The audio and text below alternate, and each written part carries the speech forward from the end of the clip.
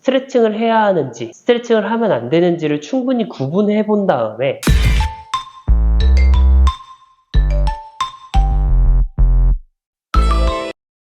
안녕하세요. 물김치TV 김선생입니다.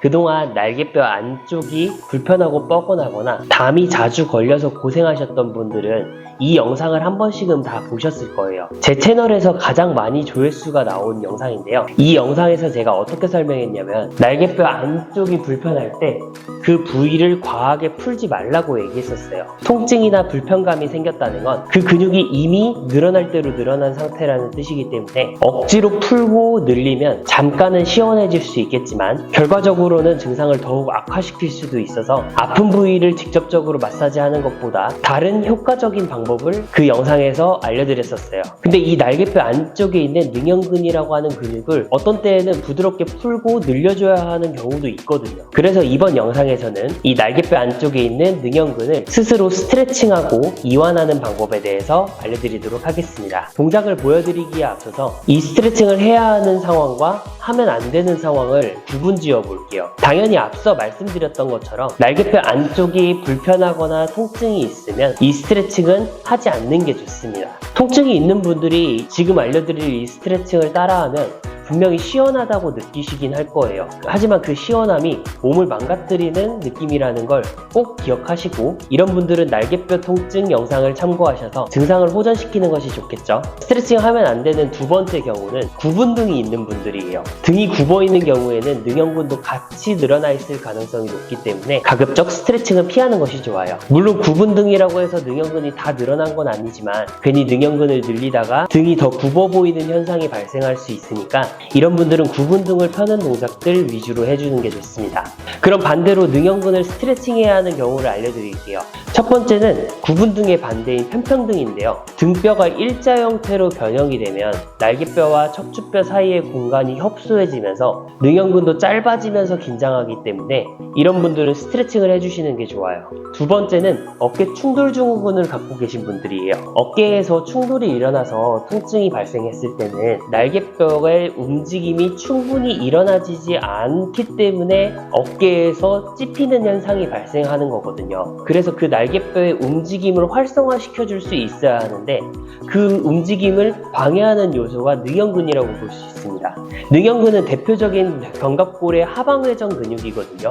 근데 팔을 들어 올릴 때는 하방회전이 아닌 상방회전이 되어야 하는데 능형근이 과하게 긴장하거나 수축하게 되면 날개뼈를 끌어올릴 수가 없는 거죠. 그렇기 때문에 어깨 충돌 증후군이 있으신 분들은 능형근을 스트레칭을 해줘서 견갑골의 상방회전 움직임이 원활하게 일어날 수 있도록 만들어주는 게 좋습니다. 그럼 이제 본격적으로 스트레칭하는 방법을 알려드릴게요.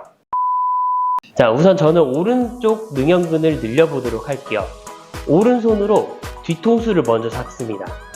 반대쪽 손으로는 오른쪽 팔꿈치를 잡고 이 팔꿈치를 반대쪽 왼쪽의 겨드랑이 쪽으로 쭉 끌고 당겨 올 거예요. 쭉 이런 식으로 자세를 만들어 주시면 됩니다. 이 상태에서 날개뼈 안쪽이 당겨지는 느낌이 들면 5초간 유지해 주세요. 5초 유지했으면 천천히 원위치, 이런 식으로 5번 정도 반복을 해주시면 됩니다. 동작은 간단해 보이는데 막상 능형근이 늘어나는 느낌이 잘 안 들 수 있어요. 그래서 이 스트레칭은 포인트가 굉장히 중요한데요. 첫 번째 포인트는 팔꿈치를 잡아 끌어당길 때 팔꿈치만 잡아당기는 게 아니라 어깨, 뒤에 있는 날개뼈, 그리고 머리까지 전체적으로 다 겨드랑이 쪽으로 쭉 잡아당긴다고 생각하고 스트레칭 해주셔야 합니다. 그냥 팔만 잡아당기게 되면 능형근보다는 어깨 후면부의 스트레칭이 되는 거기 때문에 느낌을 잘 찾을 수가 없어요. 그래서 전체적으로 어깨와 머리를 내 겨드랑이 쪽으로 쭉 잡아 끌어당겨서 날개뼈 안쪽이 늘어날 수 있도록 해주시는 게 중요합니다. 두 번째는 스트레칭을 할 때 골반은 최대한 고정을 하되 등을 구부정하게 만들어주세요. 머리를 숙이고 등을 최대한 구부정하게 만들수록 능형근이 잘 늘어납니다. 세 번째는 반대쪽 팔꿈치인데요. 반대손으로 팔꿈치를 이렇게 잡아당길 때 이 팔꿈치가 바깥으로 벌어져 있어야 돼요. 바깥쪽으로 이렇게 끌어당기지 않고 팔꿈치가 겨드랑이 쪽으로 쭉 잡아당겨진다고 하면 왼쪽의 능형근이 과활성화됩니다. 왼쪽이 과활성화가 되면 오른쪽이 늘어나지를 못해요. 느낌이 잘 안 든다는 거죠. 왼쪽이 너무 세니까. 그래서 이 잡아당기는 동작을 할 때 이런 느낌이 아니라 옆으로 잡아당겨서 팔꿈치를 끌어당겨 주셔야 돼요. 팔꿈치와 겨드랑이가 벌어져야 됩니다. 잡아당기는 팔의 팔꿈치예요. 자, 동작을 다시 한번 보여드릴게요.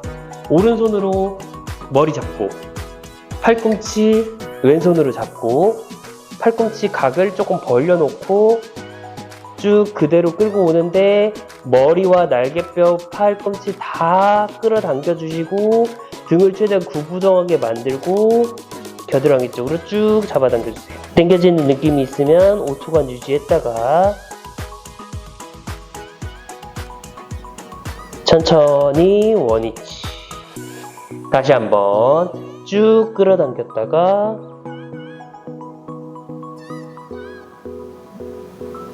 천천히 원위치. 이런 식으로 스트레칭 할 때 5초씩 유지해 주시고 5번 정도 반복해 주시면 되겠습니다.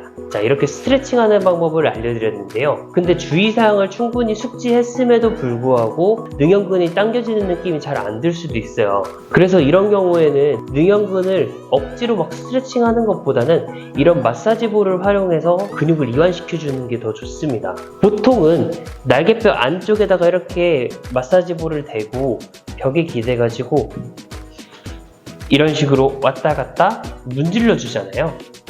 이렇게 문질러 줘도 괜찮긴 한데 그냥 일반적인 마사지보다는 좀 더 근육의 기능을 활성화시키기 위한 이완 동작을 해주는 게 더 좋겠죠. 그래서 이 상태에서 팔을 앞쪽 아니고 옆쪽 아니고 대각선 방향으로 쭉 들어 올렸다가 내렸다가를 반복해 주시면 됩니다. 이렇게 쭉 올렸다가 내렸다가 다시 올렸다가 내렸다가를 반복하면 근육이 이미 눌려있는 상태에서 날개뼈가 왔다 갔다 움직이기 때문에 점차 근육의 긴장을 줄일 수가 있습니다. 이런 식으로 근육의 기능을 살려가면서 긴장되어 있는 부분까지 같이 해결시켜 주는 게 좋겠죠. 자, 다시 보여드리면 날개뼈 안쪽에다가 마사지볼을 갖다 대고 그 상태에서 벽에 기대 주세요. 이렇게 벽에 기댄 상태에서 팔을 대각선 방향으로 쭉 올렸다가 내려주고 다시 쭉 올렸다가 내려주고를 10번 정도 반복해 주시면 됩니다.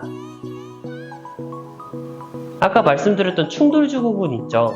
충돌증후군이 있는 분들은 앞쪽으로 끝까지 들어 올려도 통증이 있고 옆으로 들어 올려도 통증이 있는데 대각선 방향으로 들면 조금 덜 아플 거거든요. 그래서 대각선 방향으로 쭉 들어 올려주시고 충돌증후군이 있는 분들은 끝까지 올리지 않으셔도 돼요. 90도 정도까지만 올렸다가 내리고 다시 올렸다가 내리고 이렇게 간단하게 마사지볼을 활용해서 팔을 들었다 내렸다를 반복하면서 근육을 이완시켜 주시면 되겠습니다. 자, 오늘은 이렇게 능형근을 스트레칭하는 방법에 대해서 알아봤는데요. 무조건적으로 스트레칭하는 게 답은 아니고 초반에 말씀드렸던 것처럼 스트레칭을 해야 하는지 스트레칭을 하면 안 되는지를 충분히 구분해 본 다음에 그에 맞게끔 관리해 주시면 좋을 것 같습니다. 이번 영상은 여기까지고요. 이 영상이 여러분에게 도움이 되었다면 구독과 좋아요도 부탁드립니다. 그럼 저는 또 다음 영상에서 뵐게요. 안녕!